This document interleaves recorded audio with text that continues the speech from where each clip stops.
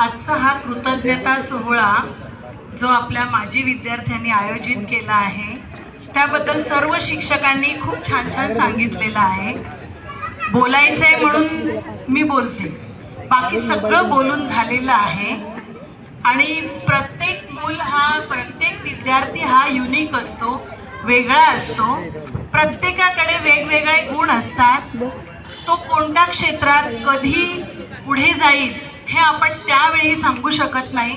पण माझा असा त्यावेळेलाही प्रगाढ विश्वास होता की प्रत्येक मूल हा भविष्यात काही ना काही करणारच. आपल्या शाळेमध्ये एक मुलगा होता, तुमच्या बॅचचा नाही, पवन धर्मा बनसोडे म्हणून. त्याला एकही अक्षर लिहिता येत नव्हतं. कसा बसा स्वतःचं नाव लिहायचा, पण त्यावेळेला पास करण्याची पद्धत होती, तर आपण त्याला पास केलेलं. पण जसं आपण म्हणतो की जसा फर्स्ट बेंचचा विद्यार्थी लक्षात राहतो तसा शेवटचा पण विद्यार्थी लक्षात राहतो. तो मुलगा त्याने स्वतः गॅरेज घातलं, म्हणजे गाडी रिपेअरिंगचं वगैरे सगळं शिकला आणि वडिलांनी त्याला गॅरेज घालून दिलं.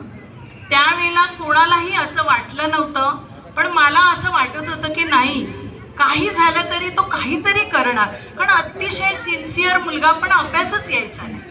त्याने खूप प्रयत्न केले, आपण खूप प्रयत्न केले, पण त्याच्यापर्यंत ते पोचत नव्हतं. पण ज्या वेळेला त्याने गॅरेज घातलं, ती सुरुवात झाली आणि तो मला कोपरखरणा स्टेशनला भेटला 35 नंबरला असताना.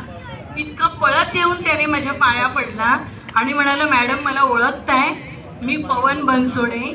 आणि म्हणे तुम्ही मला, म्हणजे सगळ्यांना असं वाटत होतं मी काही नाही करणार आहे, पण आज माझं गॅरेज बाबांनी जरी टाकलेलं असलं तरी मी ते खूप छान चालवतोय. जेवढा आनंद मला सतीशचं डॉक्टर झाल्याचा आहे, तेवढाच आनंद त्या पवन बनसोडेने स्वतःचं गॅरेज अतिशय उत्कृष्ट चालवल्याचं आहे.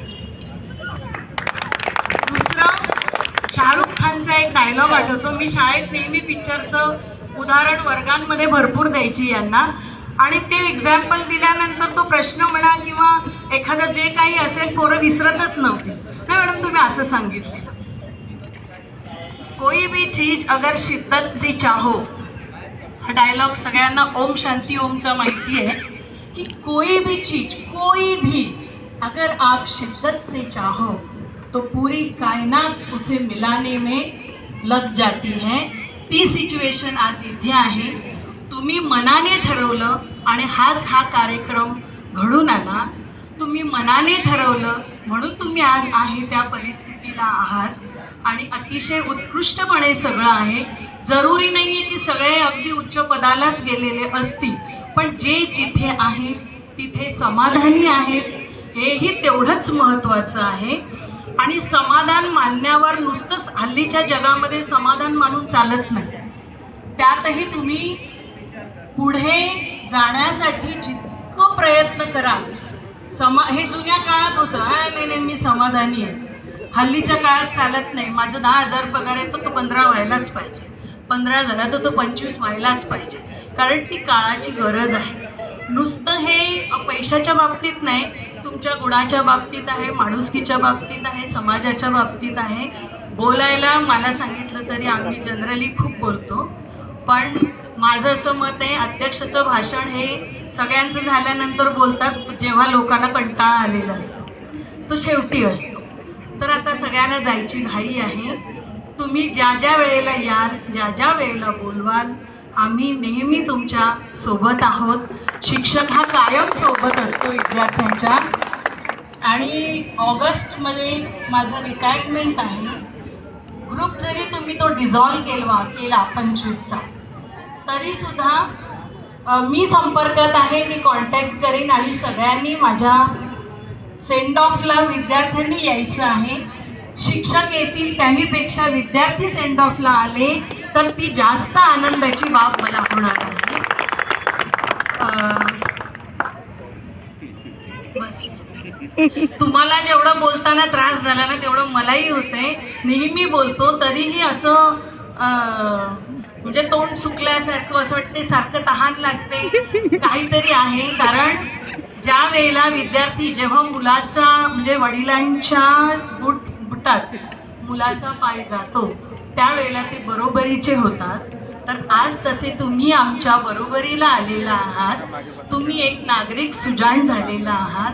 तुम्ही तुमचं कुटुंब चालवण्यासाठी अगदी योग्य झालेला आहात. तर लग्नाची बातमी तुमच्या लोकांची ज्या ज्या वेळेला ठरेल आम्हाला कळवत जा. जेवायला नाही बोलवलं तरी आम्ही आशीर्वाद द्यायला तरी नक्की येऊ, है ना. नाचायला येऊ आम्ही. परवा आमचा कार्यक्रम झाला त्यावेळेला ती वरातीचं गाणं होतं. सगळी हौस आम्ही तेव्हा थोडीशी पूर्ण करण्याचा प्रयत्न केला. हे होता कार्यक्रम वार्षिक स्नेहसंमेलनचा. तर तुम्ही निरोप द्या. हे एक जोकचा भाग आहे. मी असंच बोलते जसं आपण तुमच्याशी वर्गात बोलायचो त्याच पद्धतीने. हा भाषण नाही आहे. आणि तुम्ही सगळे आलात. श्वेताली, क्लॅप्स फॉर यू. हे सगळं जे झालंय ते तुझ्याचमुळे आहे. आणि तूच त्या मला वाटतं सूर्यवंशीला पुढे, सूर्यवंशी ना, त्याला तूच पुढाकार घ्यायला लावलेला आहे.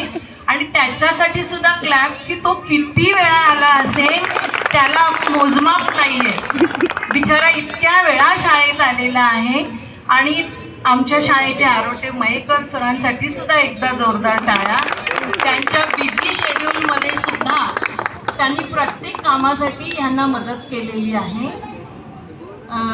आणि माझ्यासाठी पण एकदा. थँक्यू.